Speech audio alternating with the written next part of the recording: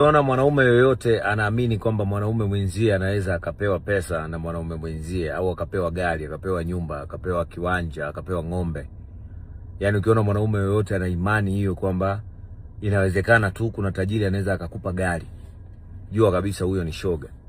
Yaani kama huko mtaani kuna mtu unabishana naye anasema, "Oh, God zile gari sio za kwake, kapewa na fulani. Aliwahi kukutana na fulani siku moja." Itakuwa ndo huyo amempa magari kwa sababu yule tajiri muda mrefu sijui imekwaje kama kamerudi.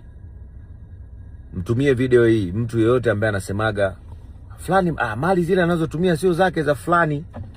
Ina maana huyo mtu anadhihirisha ushoga na anaaminisha watu kwamba yeye ni shoga, yeye ni gay.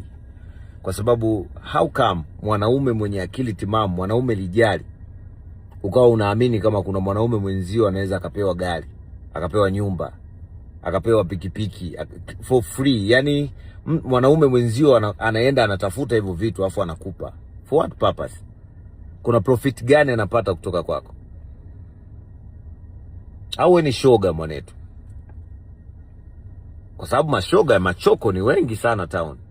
Yani mjini wazawa wengi machoko. Yani hii iko wazi. Wazao wengi ukipishana nao unakuta wana makalio, yani wanatembea kabisa, unaona mtu amekatika kabisa, kiuno kimekatika. Sasa unajiuliza mwanaume kiuno anafanyia nini? Mwanaume makalio makubwa anafanyia nini? Kwa hiyo mimi binafsi niseme hivi, hakuna namna mwanaume mwenzio anaweza akakupa hela for no reason. Hakuna namna mwanaume mwenzio anaweza akakupa gari. Hii inawezekana vipi? Yani mimi nikupe tu wewe gari. For what purpose? Hata watu wa kujiunga na nguvu ya pesa na jicho la tatu wanalipia 500,000. Ndio mtu aende. Kwenye akili yako futa kabisa kama kuna mtu ambaye ataenda atateseka yeye alafu aje akupe magari yake, akupe nyumba, akupe kila kitu. Ukiona mtu yeyote anamiliki kitu, jua ni cha kwake.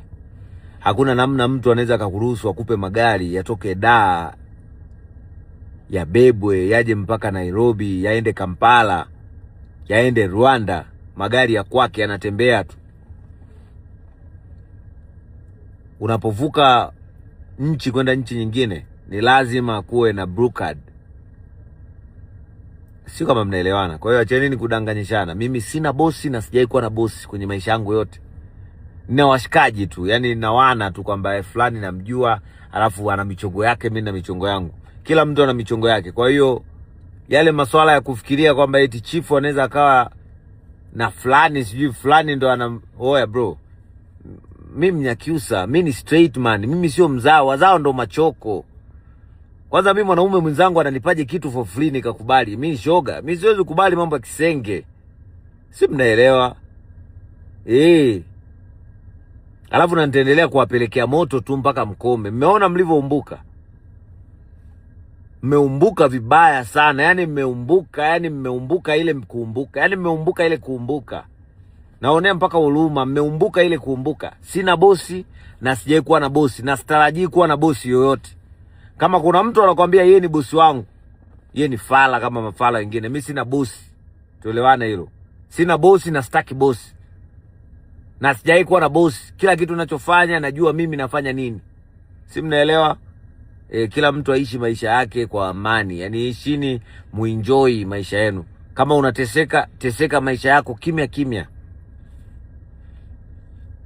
Usitake kuteseka ukataka na wengine wateseke kama wewe. Hiki ndo kipindi chako cha kuteseka. Endelea kuteseka kimya kimya, sawa? Haya.